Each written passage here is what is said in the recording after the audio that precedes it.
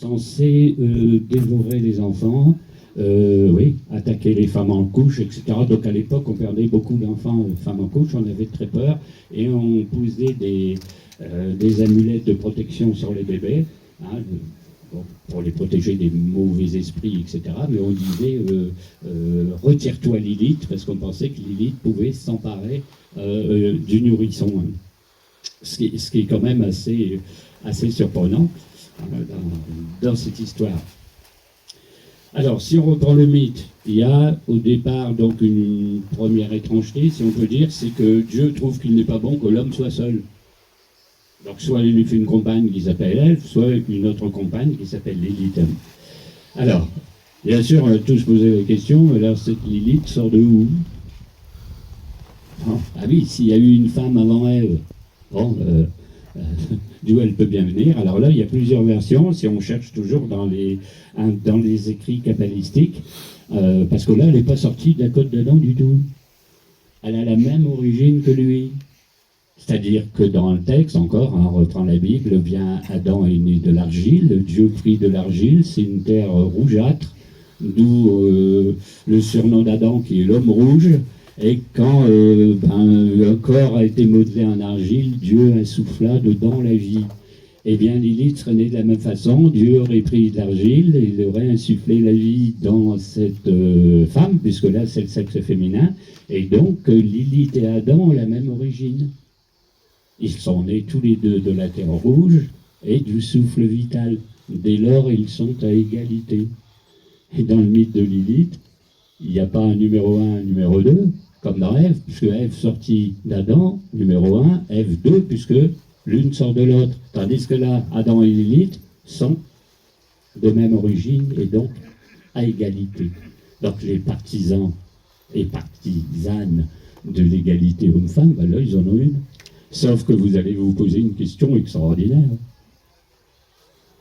Ben, si un doit commander l'autre, c'est qui? Puisque là, il y a égalité. Alors qu'Adam commande Ève, ben, se justifiait. Mais là, avec Lilith, non.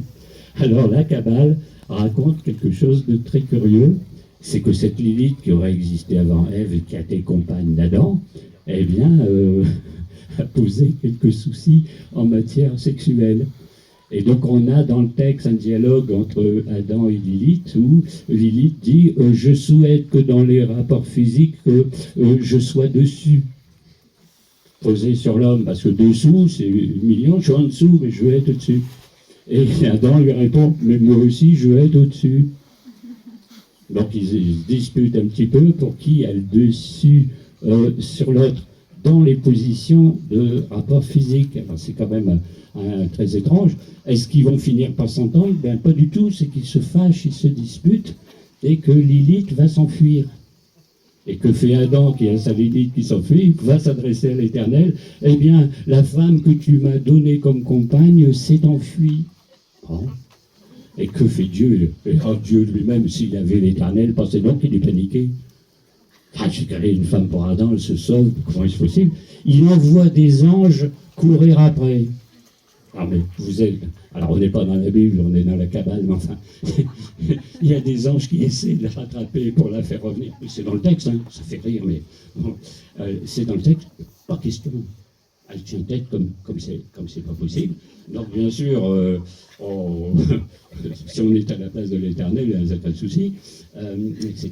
Et là on dit un truc stupéfiant dans la Kabbale, prononça le nom ineffable de Dieu. Alors, Lilith qui prononce le nom ineffable de Dieu, c'est en gros une sorte de mantra, vous direz aujourd'hui un code secret pour appeler les divinités. À quel titre elle le connaît, et en invoquant l'Éternel, ça veut dire qu'elle est dans le secret de Dieu, et donc c'est une surpuissance, c'est bien plus puissant qu'Ève, et elle ne peut pas céder à l'Éternel. Alors là, on est dans une drôle d'histoire.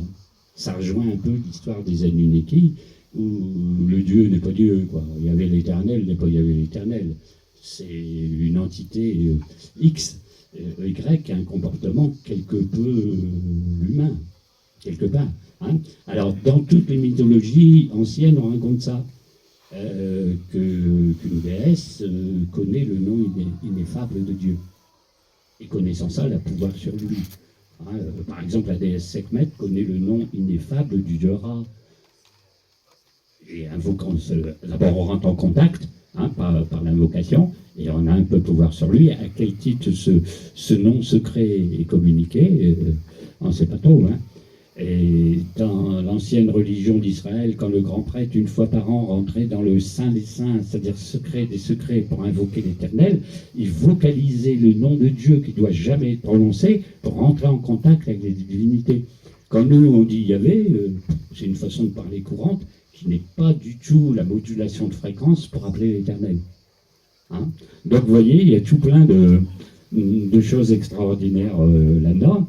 Alors, bien sûr, il y a une suite. C'est que cette Lilith, pas commode du tout, parce qu'elle n'a pas été commode comme femme, alors c'est pas vraiment une épouse, hein, mais comme compagne d'Adam, pas commode avec l'Éternel, c'est bien plus grave, a fini par être complètement marginalisée et diabolisée. Donc, alors Dieu, bien sûr, a donné une punition. Hein. Elle était condamnée à perdre chaque jour 100 de ses enfants, 100, le nombre 100. Hein. Alors, je dis, à quel titre elle pouvait mettre au monde 100 de ses enfants qui étaient tués tout de suite, parce que c'était sa punition de ne pas pouvoir engendrer, et donc, du même coup, étant stérile, ben, s'attaquer aux nourrissons des femmes, là, des vraies humaines, que par jalousie, elle tuait ou qu'elle enlevait, et qu'elle enlevait pour les dévorer. Donc la Lilith était censée être une dévoreuse de nourrissons, donc forcément, elle en avait une sainte horreur, ça va de soi, parmi la population. Alors,